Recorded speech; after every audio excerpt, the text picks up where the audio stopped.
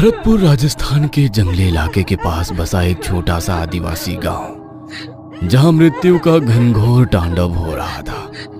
गांव में पैदा होने वाले हर लड़के पर एक मनहूसियत छाई हुई थी। घर में बेटा पैदा होता, लेकिन अगली अमावस्या होते ही मारा जाता। गांव में कई तांत्रिक आकर गए, लेकिन कोई भी मौत के इस महातांडव को रोक ना सका। आज भी अमावस्या की रात थी और आज रात रघु के 1 महीने के बेटे का निधन हो गया। मारा बच्चा,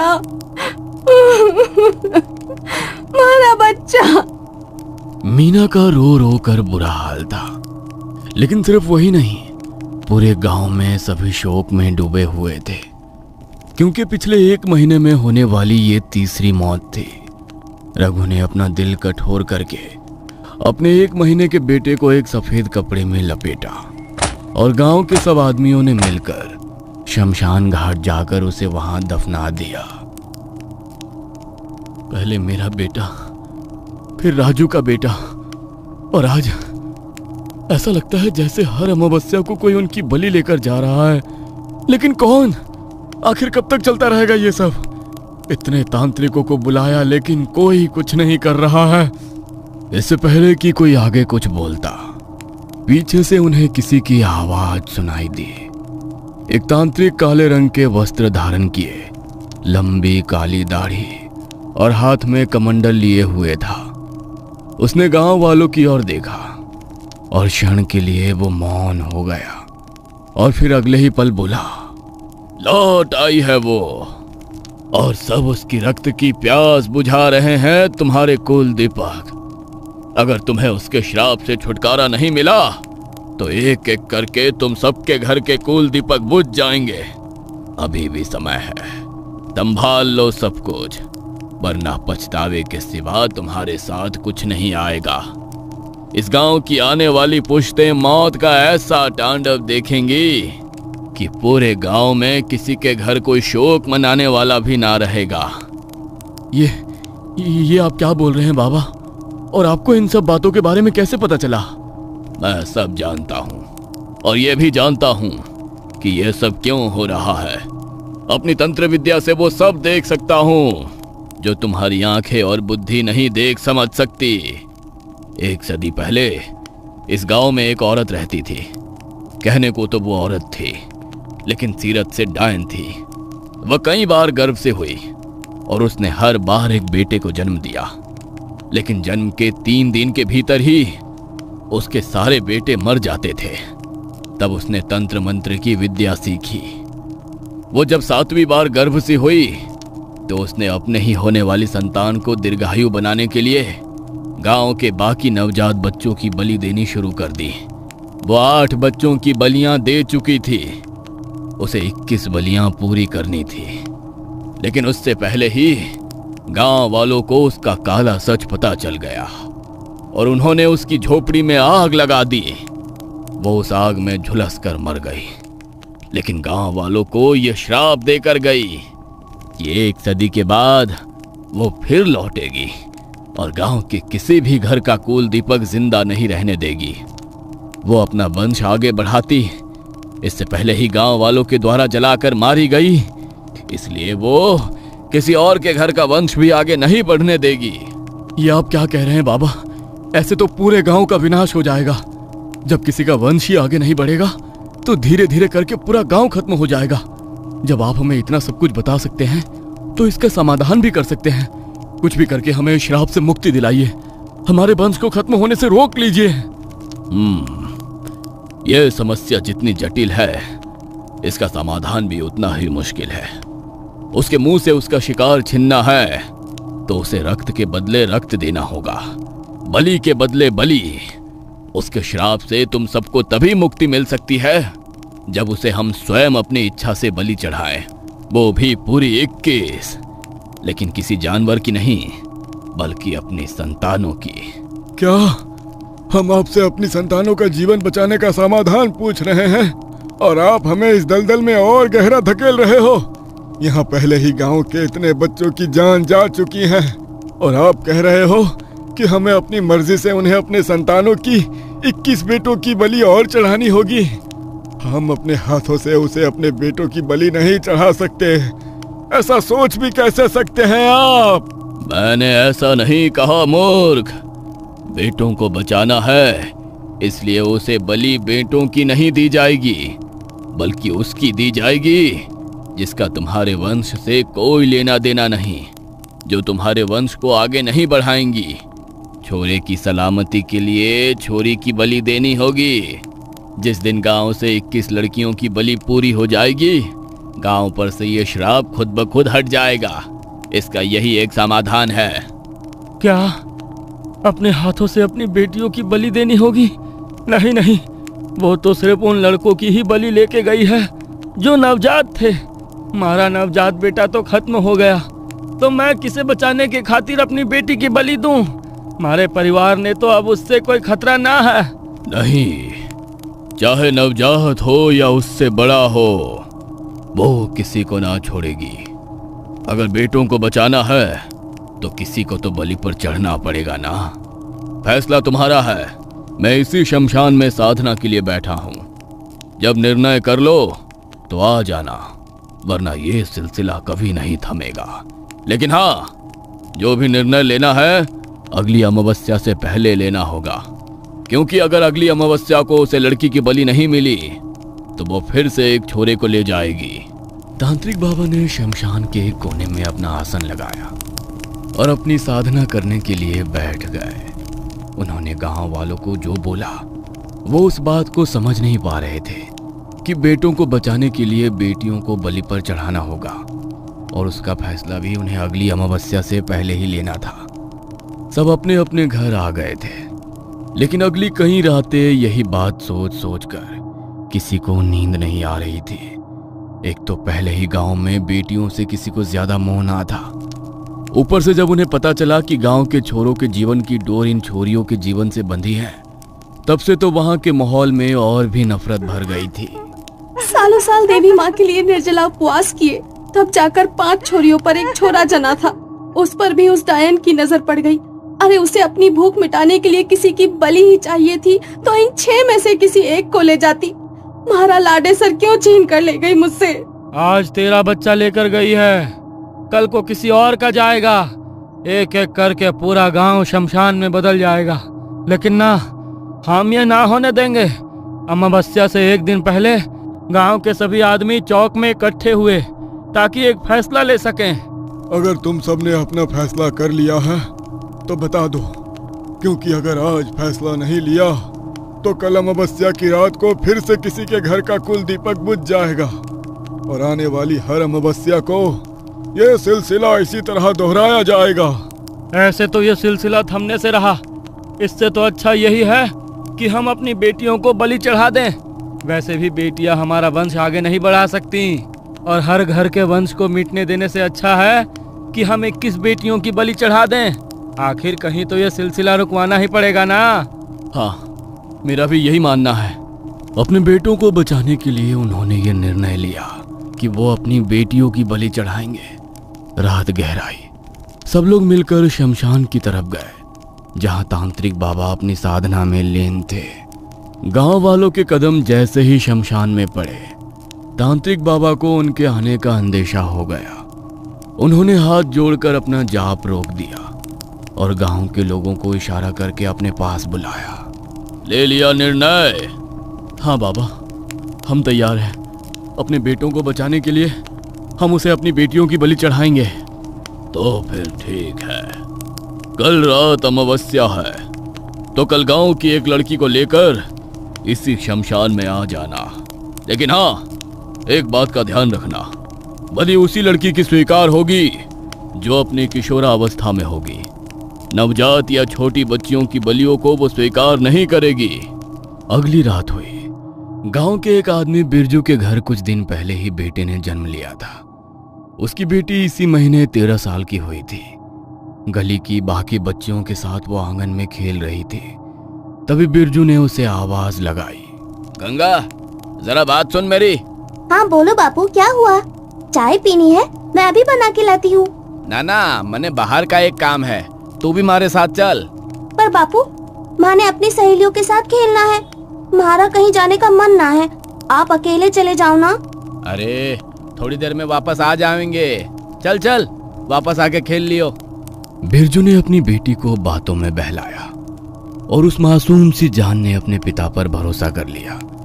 बिरजू ने उसका हाथ पकड़ा और शमशान घाट की ओर चल पड़ा। हम कहाँ जा रहे हैं बापू? चलो ना वापस घर चलते हैं, मने बहुत जोर से भूख लग रही है। अरे तू चिंता मत कर, तने सब खिलाऊंगा। तेरी खातिर एक तोहफा लिया है मैंने, ले इस खातिर अपनी आंखों पे पट्टी बांध ले, रास्ता खत्म होने वाला है। पट्टी नहीं बांधो बापू, माने अंधेरे से डर लगे है। अरे कुछ ना होता छोरी, दिखा। बिरजू ने गंगा को बातों में बहलाया और शमशान घाट के बाहर पहुंचते ही उसने उसकी आंखों पर पट्टी बांध दी। धीरे धीरे कदम रखियो, हाँ बिल्कुल धीरे धीरे।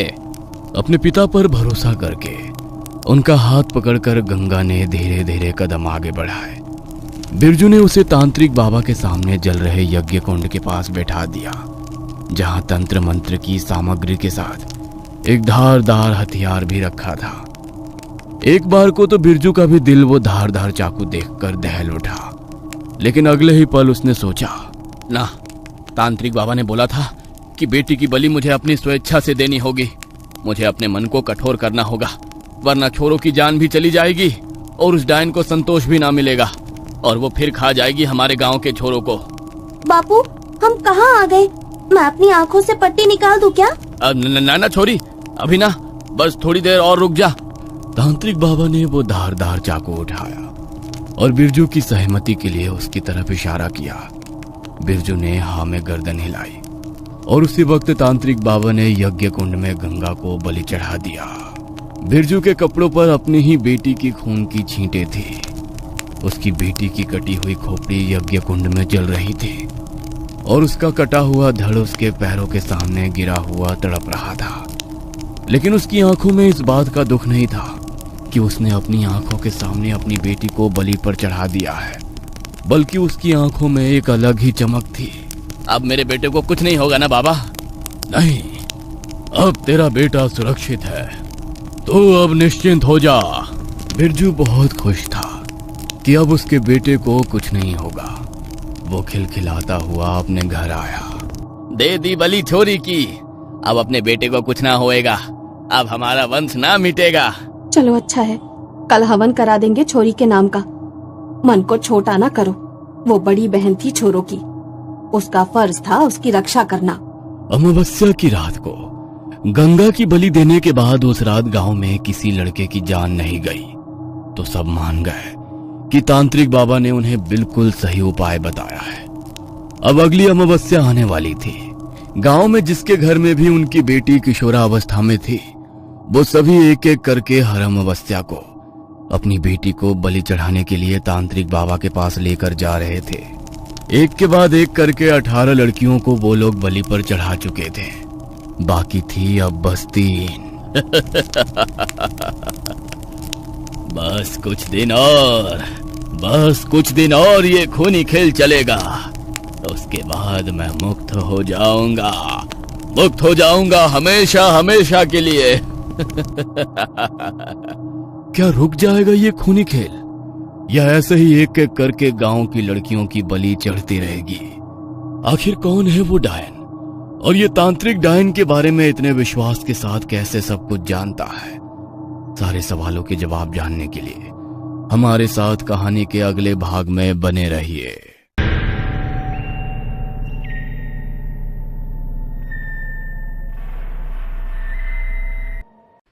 आधी रात का समय था। जंगल से आती जंगली सियारों के रोने की आवाज अचानक बहुत डरावनी महसूस होने लगी थी। शायद उनके स्वर में कोई अनजान स्वर आकर मिल गया था, एक ऐसा डरावना स्वर जिसे सुनकर किसी की भी रूह कांप उठे। वो डरावनी आवाज सुनकर अपने कमरे में गहरी नींद में सो रही रोशनी अचानक चौंक कर उठ जाती है। आंख खुलते ही उसे अपने कमरे में अंधकार और दम घोटू धुआं फैला नजर आता है। रोशनी समझ नहीं पा रही थी कि ये धुआं अचानक कहां से आ गया है। तभी वहां पर कमरे में लगी लालटेन जल उठती है और धुंधली सी रोशनी के पार उसे एक आकृति नजर आती है जिसका आकार छत के लगभग बराबर था। भयानक चेहरा, सर पर सिंग और शरीर से टपकता काला चिपचिपा घिनौना पदार्थ, जिसके कारण एक पल भी उसकी ओर देख पाना संभव नहीं लग रहा था। उस आकृति को अपने कमरे में खड़ा देखकर एक पल को रोशनी की भय से धड़कनें रुकने लगी थी। तभी उस डरावनी जीभ की आवाज कमरे में गूंज उठती है। बहुत खूबसूरत हो तुम, आ जाओ, मेरे पास आ जाओ। नहीं, मुझे छूना मत। छी, कौन हो तुम? बापू, बापू, बचाओ मुझे, बचाओ बापू। वो भयानक जीव रोशनी की तरफ बढ़ता है, लेकिन तभी रोशनी के चारों तरफ आग का गोला घेरा बन जाता है और जिन्न उसके अंदर प्रवेश नहीं कर पाता है। कब तक तू ऐसे मुझसे बचती रहेगी? बहुत जल्दी तुझे अपने साथ ले जाऊंगा मैं। कोई नहीं बचा पाएगा तुझे मुझसे, कोई नहीं। उस भयानक दिखने वाले जिन्न का रूप और ज्यादा भयंकर हो गया था। मोम की तरह पिघलते हुए उसने खुद को आग के घेरे के चारों तरफ फैला लिया। बीच में रोशनी घबराई हुई अकेली अपने बिस्तर पर बैठी थी। डर के मारे उसकी आंखों से आंसू बह रहे थे।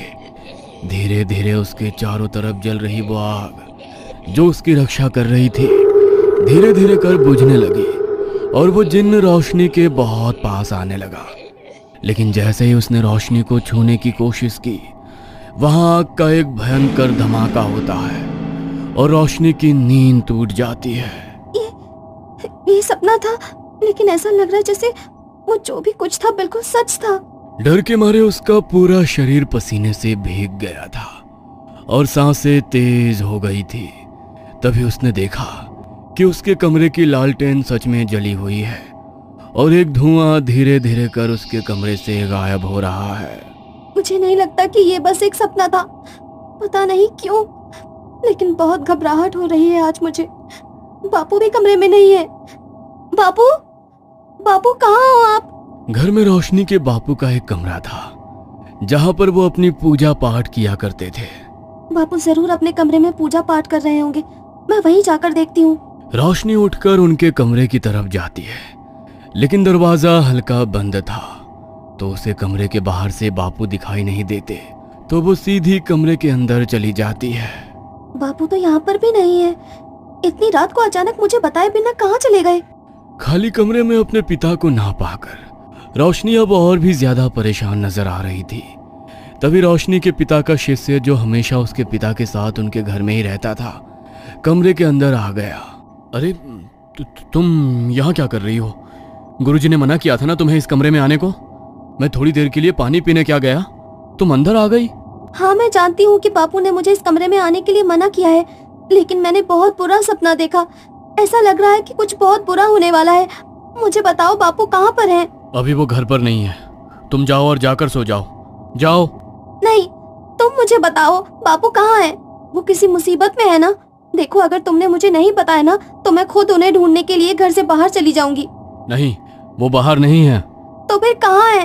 ठीक है, मत बताओ, मैं जा रही हूँ, बाहर जाकर खुद ढूंढ लूंगी उन्हें। रुको, वो अपनी साधना के लिए गए हैं। आज अमावस्या का दिन है और आज तो वो शमशान। शमशान? क्या? इतनी रात को पिताजी शमशान में क्या कर रहे हैं? शमशान में कौन सी साधना होती है? अब तो मैं जान कर ही रहूंगी ये सब क्या चल रहा है। आज अमावस्या है ना, तो खास पूजा होती है शमशान में। तुम्हें बोला ना अंदर जाकर सो जाओ। अभी इसकी बात नहीं मानी तो ये मुझे बाहर जाने नहीं देगा। ठीक है, मैं अपने कमरे में जाकर सो रही हूँ। बापू आ जाएंगे तो मेरे कमरे में भेज देना। तुम दरवाजा बंद कर लो। रोशनी कमरे से बाहर निकल गई और उसके बापू के शिष्य ने कमरे का दरवाजा अंदर से बंद कर लिया। रोशनी ने बिना आवाज किए बाहर से दरवाजे की कुंडी लगा दी। वो इस तरह दबे पांव घर से निकली कि किसी को भनक भी नहीं हुई। आधी रात के पहर वो सीधी शमशान में पहुंची, जहां उसे दूर ही आग की लपटें दिखाई पड़ रही थी और पास ही में उसके पिता बैठे मंत्रों का जाप करते दिखाई दे रहे थे। उनके पास एक लड़की का मृत शरीर पड़ा था। हर तरफ खून ही खून फैला दिखाई दे रहा था और उसके पिता एक मानव खोपड़ी को रक्त से नहलाते हुए शैतानी हंसी हंस रहे थे। जमीन पर तंत्र मंत्र का सामान रखा देख और पिता को इस तरह हंसते देखकर रोशनी को समझते देर ना लगी कि वो कोई तांत्रिक क्रिया कर रहे हैं। बस कुछ दिन और ये खूनी खेल चलेगा। उसके बाद मैं मुक्त हो जाऊंगा हमेशा हमेशा के लिए। ये सब देखकर और अपने पिता की बातें सुनकर रोशनी के होश उड़ गए। ये सब क्या हो रहा है? बापू ये क्या कर रहे हैं? मेरे बापू इस तरह किसी की जान नहीं ले सकते। जो कुछ मैंने देखा जरूर ये कोई भयानक सपना है। वो भागती हुई अपने बापू के पास जाती है और अपने बापू को आवाज लगाती है। अपनी बेटी को वहां देखकर तांत्रिक हैरान रह जाता है। तू यहाँ क्या कर रही है और तुझे कैसे पता चला कि मैं यहाँ पर हूँ? यह सब भूल जा और जा घर चली जा। तुझे यहाँ नहीं आना चाहिए था। वो सब छोड़िए बापू, लेकिन आप इतनी रात को शमशान के भीतर क्या कर रहे हैं? और ये किसका मृत शरीर पड़ा है यहाँ पर? कह दीजिए कि जो कुछ भी मैंने अपनी आंखों से देखा वो सब झूठ है, कोई बुरा सपना है। बापू क्या वाकई आपने इस लड़की की जान ली है? नहीं, मैंने किसी को नहीं मारा। इसकी बलि तो इसके घर वालों ने खुद दी है। तुझे पता ही है ना, इस गांव के जंगली लोग, उनके लिए छोरियों की कोई कीमत नहीं। उनके छोरे ही उनके लिए सब कुछ है। अपने छोरे की जान बचाने के लिए खुद अपनी लड़की को यहाँ लेकर आए थे वो लोग। मेरा कोई दोष ना है। नहीं बापू, कोई अपनी बेटी की बलि थोड़ी दे सकता है। अपना पाप छुपाने के लिए एक बार फिर से कहानी सुना रहे हो आप मुझे। आपकी रोशनी अब उतनी छोटी बच्ची नहीं रही कि आप उसे परियों की कहानी सुनाकर बहला देंगे। जो आपने कहा वो सच नहीं है, वो सच नहीं है बापू। आप तो बस पूजा पाठ करके लोगों का भला करते थे। अगर इस गांव के लोग जंगली हैं और उनके लिए उनकी बेटियों की कोई कीमत नहीं, तो आप तो उन्हें गलत काम करने से रोक सकते थे ना बापू। आप भी तो एक बेटी के पिता हैं। आपने क्यों किसी को अपनी बेटी की बलि देने दी? और आप यहाँ आधी रात को क्या कर रहे हैं? आपने उन लोगों को रोका क्यों नहीं? ये सच नहीं है बापू। आप मुझे सच सच बताइए, ये सब क्या हो रहा है? मुझे मेरे सवालों का जवाब चाहिए। अपने सवालों का जवाब लिए बिना मैं यहाँ से लौटकर नहीं जाऊंगी। आपको मेरी कसम है बापू, सच बोलिए। ये तूने क्या किया? अपनी कसम क्यों दी तूने मुझे? देख बेटा, मैं ये जो कुछ भी कर रहा हूँ ना, तेरे अच्छे के लिए ही कर रहा हूँ। जा, चली जा यहाँ से। मैंने कहा ना, भूल जा। तूने यहाँ जो कुछ भी देखा उसे एक बुरा सपना समझकर भूल जा। क्या आप ये सब मेरे लिए कर रहे हो? लेकिन आपको मेरे लिए किसी की बलि देने की क्या जरूरत पड़ गई? मैं किसी की मौत का बोझ अपने ऊपर नहीं लेना चाहती। सच सच बताइए, आखिर ये सब क्या हो रहा है? क्यों किया आपने ऐसा? बोलिए, जवाब दीजिए मुझे। बेटी, इस सब का जिम्मेदार मैं हूँ। मैं तो पूजा पाठ करके ही अपना जीवन जी रहा था। एक रोज सुबह के 4 बजे मैं जंगल में पूजा के लिए फूल फल वगैरह लेने गया था। दिन अभी निकला नहीं था, हर तरफ अंधेरा ही दिखाई दे रहा था। तभी मुझे एक साधु जैसा दिखने वाला आदमी एक पेड़ के नीचे बैठा दिखाई दिया, जो अकेले में अपने आप से कुछ बड़बड़ा रहा था। मुझे लगा कि शायद उन्हें मेरी मदद की जरूरत होगी, इसीलिए मैं उनकी तरफ बढ़ गया। बाबा, कौन है आप? आज से पहले तो आपको कभी इस जंगल में नहीं देखा। रास्ता भटक गए हैं क्या? भटका नहीं, अब तो मार्ग मिला है। मेरे पास वो शक्तियां हैं कि मैं आंख बंद करके वो काम कर सकता हूँ जो तुम खुली आंखों से नहीं कर सकते। आंखें बंद करके यहाँ बैठे बैठे तुम्हारा भूत, भविष्य, वर्तमान सब बता सकता हूँ। भूत, पिशाच, ईश्वर, मुझे किसी का भय नहीं। क्या बात कर रहे हैं? जरूर आपका मानसिक संतुलन बिगड़ गया है। इस संसार में सबसे शक्तिशाली ईश्वर है, उसकी शक्ति के आगे कुछ भी नहीं। ईश्वर? हाँ, पुजारी होना तुम मंदिर में परसों से पूजा पाठ कर रहे हो। क्या दिया तेरे ईश्वर ने तुझे? तेरे 2 वक्त के भोजन का भी ठिकाना नहीं है। एक बेटी है तेरी, उसके अलावा संसार में तेरा कोई नहीं। उस बेटी को भी तो तेरे भगवान ने जानलेवा बीमारी दी है। तेरा ईश्वर बचा नहीं पाएगा उसे। अगले 2 साल के भीतर हमेशा हमेशा के लिए तुझे छोड़कर चली जाएगी वो, और तू ऐसे ही उसके आगे घंटी बजाता खड़ा रह जाएगा। मैंने तो आपको अपने बारे में कुछ भी नहीं बताया। आप मेरे विषय में इतना सब कुछ कैसे जानते हैं? कोई जादूगर हैं क्या? लगता है तुमने मेरी बातों को ध्यान से सुना नहीं। मैं कोई जादूगर नहीं, बल्कि तंत्र का महाज्ञान रखने वाला तांत्रिक हूँ। भगवान को छोड़ो और मेरे साथ तंत्र की साधना करो। तुम्हें वो सब कुछ हासिल होगा जिसकी तुमने कामना की है। अपनी बेटी की जान बचाना चाहते हो ना? तुम्हारी बीमारी का किसी भी वैद्य के पास कोई तोड़ नहीं मिल रहा था, इसलिए जब उसने तुम्हारी बीमारी को ठीक करने के बारे में कहा तो मैं उसकी बातों में आ गया और तंत्र साधना करने के लिए तैयार हो गया। उस साधु ने मुझे बताया कि उसने अपनी तंत्र विद्या से एक जिन्न को साथ रखा है और वो जिन्न अदृश्य रूप में 24 घंटे उसके साथ रहता है। उस जिन्न की मदद से ही वो किसी का भी भूत भविष्य वर्तमान चुटकियों में पता लगा सकता है और कुछ भी पा सकता है। जिन्न के पास ऐसी असीम शक्तियां हैं जिसकी मदद से कुछ भी संभव है। यहाँ तक कि उन्होंने मुझे आश्वासन दिलाया कि तुम्हारी बीमारी भी चुटकी बजाते ही सही हो सकती है। बस मैंने सोच लिया था कि अब मुझे भगवान की नहीं शैतान की पूजा करनी है। बाबा के सानिध्य में मैंने तंत्र साधना करना शुरू कर दिया। देर रात जब पूरा गांव सो जाता तो रात के 2 बजे मैं जंगल में जाकर उस बूढ़े से तंत्र की विद्या सीखता। उसने मुझे तंत्र की गहरी से गहरी विद्या समझाई और डरावनी काली शक्तियों को अपने वश में करने के तरीके भी बताए। बाबा को ही मैं अपना गुरु, अपना भगवान समझने लगा था। एक दिन बाबा अचानक से गायब हो गए और उस दिन के बाद उन्होंने जंगल में मुझसे मिलना बंद कर दिया। मुझे यही समझ में आया कि शायद मेरी शिक्षा पूरी हो गई है, इसलिए अब बाबा यहाँ नहीं आते।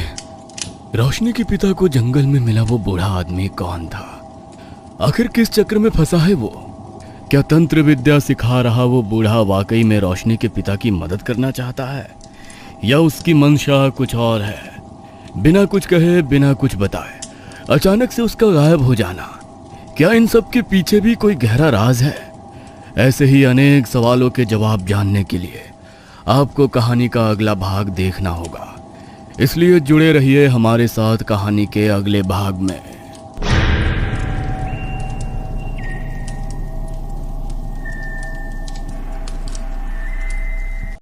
बाबा के अचानक से गायब हो जाने के बाद मैंने बाबा की सिखाई हुई तंत्र विद्याओं का अभ्यास करना शुरू किया। उनकी सिखाई हुई तंत्र विद्याएं वाकई असरदार थी। मेरा किया हुआ कोई भी तंत्र खाली नहीं जा रहा था। अपने ऊपर अटूट विश्वास हो रहा था मुझे कि मैं अपनी तंत्र शक्ति से किसी का भी भूत और वर्तमान बदल सकता हूँ। बस उसी इच्छा में मुझसे गलती हुई और अपनी शक्ति के आवेश में मैंने अपनी सारी समस्याओं से छुटकारा पाने के लिए जिन्न को बुलाने की साधना शुरू करने का मन बनाया। हफ्तों तक लंबी चली कठोर साधना के बाद एक रात दिन प्रकट हुआ। उसके चारों तरफ अग्नि का एक घेरा बना हुआ था। जिन्न को अपने समक्ष देखकर मेरी खुशी का कोई ठिकाना नहीं था। मुझे लगा कि मैंने अपनी जिंदगी का सबसे बड़ा खजाना पा लिया है। मेरी शक्तियां अब असीम हो जाएंगी। खुशी के मारे मैं जोर जोर से हंसने लगा। मेरी साधना सफल हो गई। अब तुम हमेशा मेरे गुलाम बनकर रहोगे। जो मैं चाहूंगा वो सब तुम्हें मुझे देना पड़ेगा। मेरी शक्तियां असीम हो जाएंगी।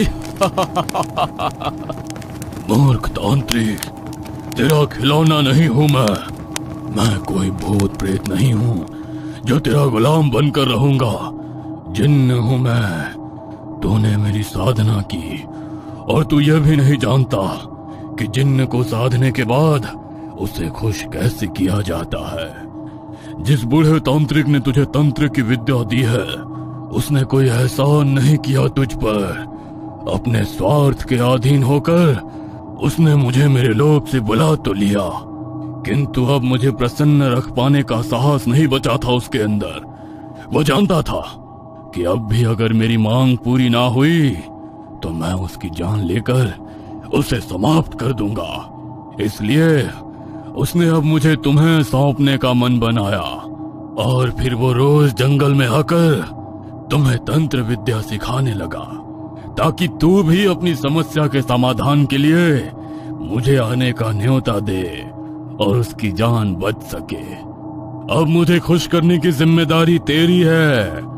तुझे पता है ना जिन्न को कुंवारी लड़कियों से कितना मोह होता है। अपनी बेटी की जान बचाना चाहता है ना, तो ठीक है, 21 कुंवारी लड़कियों की बलि चाहिए मुझे। हर अमावस्या को एक नई लड़की। नहीं, मैं कोई बलि नहीं देने वाला। मैंने तुम्हें यहाँ सिर्फ इसलिए बुलाया है क्योंकि मैं अपनी बेटी को बीमारी से मुक्त करना चाहता था। तेरी बेटी की बीमारी तो ठीक नहीं होगी, हाँ, लेकिन अगर तूने मुझे एक एक करके लड़कियां लाकर नहीं दी तो मैं हमेशा हमेशा के लिए तेरी बेटी के शरीर पर कब्जा कर लूंगा और फिर तेरी बेटी के साथ वो होगा जो एक पिता कभी भी अपनी आंखों से नहीं देख सकता।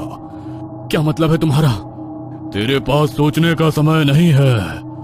जितनी लड़कियों की बलि तू देगा उनकी आत्मा पर मेरा कब्जा हो जाएगा और फिर वो मर कर भी हमेशा के लिए मेरी ही रहेंगी। और हाँ, अगर तू मुझे कुंवारी लड़कियों की बलि देगा तो मैं वादा करता हूँ तेरी बेटी बिल्कुल स्वस्थ हो जाएगी और हमेशा तेरे साथ रहेगी। सोच ले, तुझे अपनी बेटी की रक्षा करनी है या गांव की बाकी लड़कियों की? नहीं, तुम्हें कुंवारी लड़की की बलि चाहिए ना, तो तुम्हें मैं ला कर दूंगा, लेकिन मेरी बेटी नहीं। मैं तुमसे वादा करता हूँ तुम्हें 21 कुंवारी लड़कियों की बलि मैं दूंगा। तुम्हें हर अमावस्या को एक लड़की मिलेगी, लेकिन मुझसे वादा करो तुम मेरी बेटी को कुछ नहीं करोगे। मुझे तो बस कुंवारी लड़की चाहिए, अब चाहे वो तुम्हारी बेटी हो या किसी और की।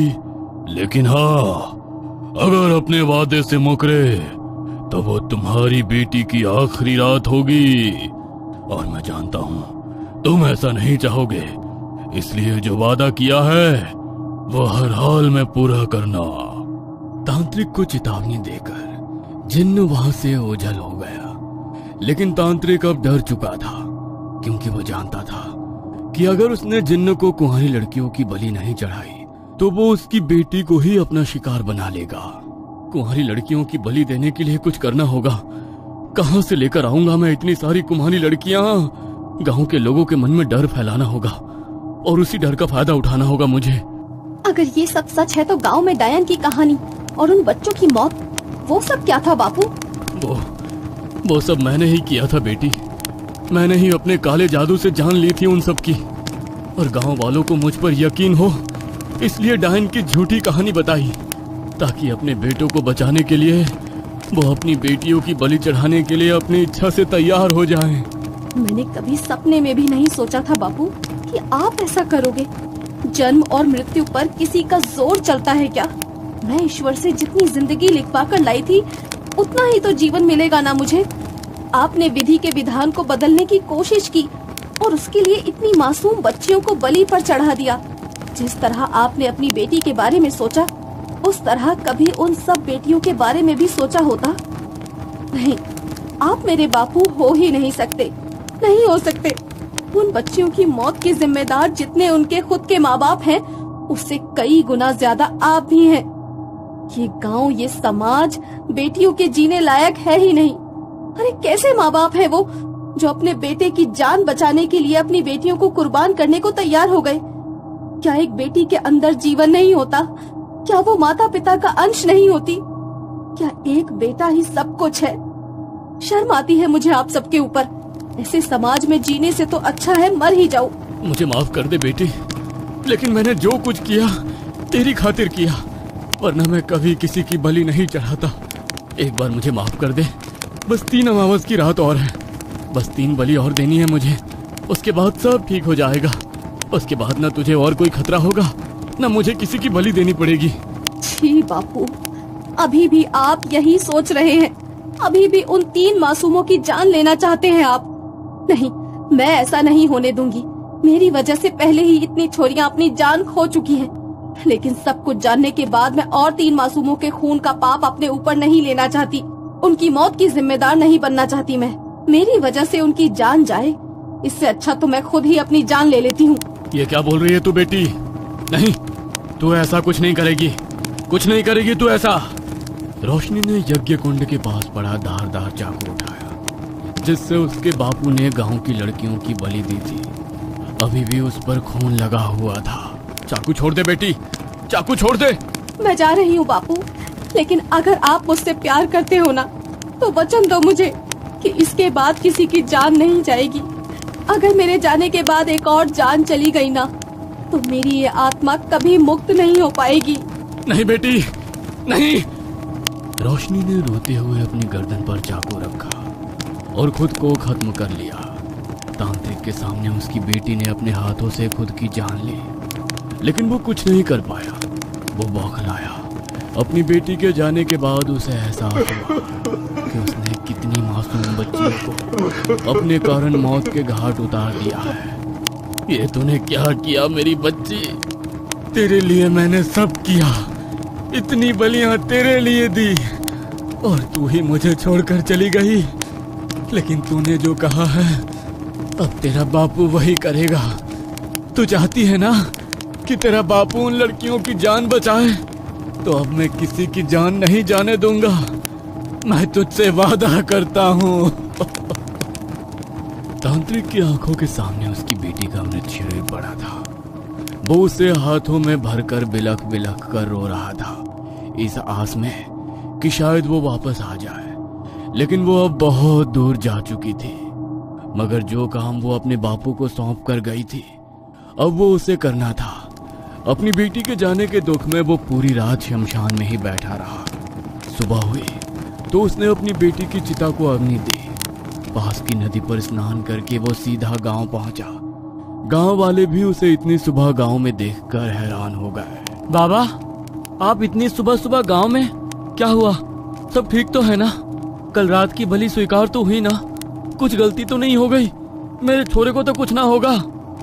गलती तो बहुत बड़ी हो गई है, तुम सब मुझे माफ कर दो। ये सब मेरी वजह से हुआ। आप क्या बोल रहे हैं बाबा? हमें आपकी कोई भी बात समझ में नहीं आ रही। जो भी बात है साफ साफ कहिए ना। तुम्हारे गांव में कभी किसी डायन का श्राप था ही नहीं। वो डायन, वो बलिया, सब कुछ झूठ था। मैंने तुम्हें जो कहानी सुनाई, वो सब मेरा मनगढ़ंत झूठ था। मैंने ही तुम्हारे गांव के छोरों पर मृत्यु तंत्र छोड़ा ताकि वो मौत के घाट उतर जाएं, और फिर तुम्हारे मन में उस श्राप का डर डालकर तुम्हें अपनी बेटियों की बलि देने के लिए मजबूर किया। क्या? ये सब क्या बकवास कर रहे हो आप? अगर ये सच है ना, तो याद रखना, हमसे बुरा कोई नहीं होगा। गांव के चौराहे पर जिंदा जला देंगे तुम्हें। सच सच बताओ, आखिर ये सब क्या चल रहा है? तांत्रिक ने उन लोगों के आगे सारा सच उगल दिया। गांव वाले सच जानकर उसे मारने के लिए दौड़ पड़े। लेकिन तभी तांत्रिक बोला, अगर तुम लोगों को मुझे मारना है तो मार डालना, लेकिन अभी मुझे तुम्हारी बेटियों को बचा लेने दो। मेरी बेटी ने मुझसे वचन लिया है कि मैं उन्हें बचाऊं, वरना उसकी आत्मा को मुक्ति नहीं मिलेगी। मैं तुमसे वादा करता हूं कि तुम्हारे गांव के किसी एक भी इंसान पर कोई आंच नहीं आने दूंगा। मुझे मेरी क्रिया कर लेने दो, उसके बाद चाहे मुझे अपने हाथों से मार डालना। तांत्रिक को अगली अमावस्या तक का इंतजार करना था। अगली अमावस की रात को वो शमशान घाट में गया और उसने अपनी क्रिया करनी शुरू की। यज्ञ कुंड में वो सामग्री डालता रहा, लेकिन बलि लेने के स्थान पर उसने अपनी हथेली पर चीरा लगाकर यज्ञ कुंड में अपने रक्त की कुछ बूंदें टपकाई। तभी वहां बहुत तेज रोशनी हुई और वह जिन्न तांत्रिक के सामने आकर खड़ा हो गया।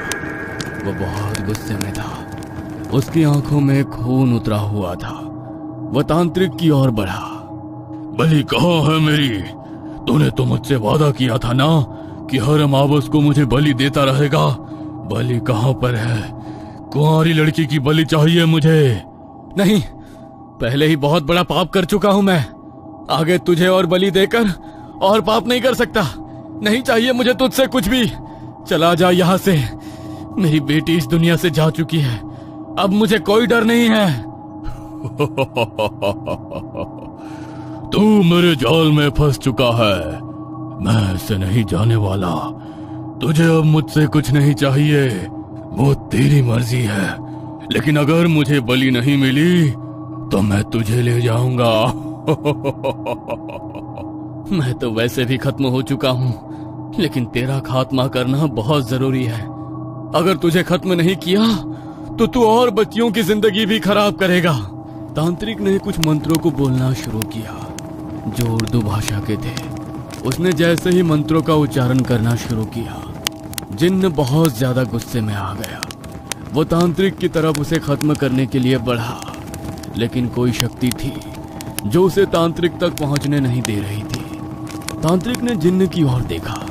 जिन्न के मार्ग में उसे अपनी बेटी का साया नजर आया, जो जिन्न को तांत्रिक तक पहुंचने से रोक रही थी।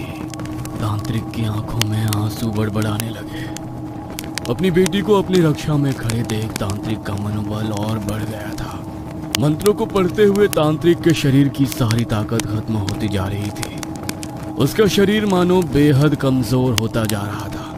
जिन्न ने अपनी शक्ति से शमशान घाट में घूम रही अतृप्त आत्माओं को भी तांत्रिक की ओर मोड़ दिया था, जो अब तांत्रिक के ऊपर हावी होने का प्रयास कर रही थी। लेकिन तांत्रिक को बार बार अपनी बेटी का चेहरा नजर आ रहा था और उसी को अपनी हिम्मत बनाकर वो मंत्रों का उच्चारण करता जा रहा था। तांत्रिक की नाक, कान और आंखों से खून बहने लगा था। उसके सर में इतना तेज दर्द हो रहा था मानो उसका दिमाग फट जाएगा, लेकिन उसने मंत्रों को पढ़ना जारी रखा। पूरे 1.5 घंटे तक उसने जिन्न के साथ वो लड़ाई लड़ी जो अब तांत्रिक के ऊपर हावी होने का प्रयास कर रही थी। लेकिन तांत्रिक को बार बार अपनी बेटी का चेहरा नजर आ रहा था और उसी को अपनी हिम्मत बनाकर वो मंत्रों का उच्चारण करता जा रहा था। तांत्रिक की नाक, कान और आंखों से खून बहने लगा था। उसके सर में इतना तेज दर्द हो रहा था मानो उसका दिमाग फट जाएगा, लेकिन उसने मंत्रों को पढ़ना जारी रखा। पूरे 1.5 घंटे तक उसने जिन्न के साथ वो लड़ाई लड़ी और आखिरी मंत्र के साथ ही एक भयंकर विस्फोट हुआ, जिसमें वो जिन्न वहीं पर नष्ट हो गया और उसके साथ ही तांत्रिक ने भी अपना दम तोड़ दिया। उसने अपने जीवन में कमाया हुआ सारा ज्ञान और सारी शक्तियां जिन्न को खत्म करने में झोंक दी थी, ताकि वो अपनी बेटी से किया हुआ वादा पूरा कर सके और उसकी बेटी की आत्मा को मुक्ति मिल सके।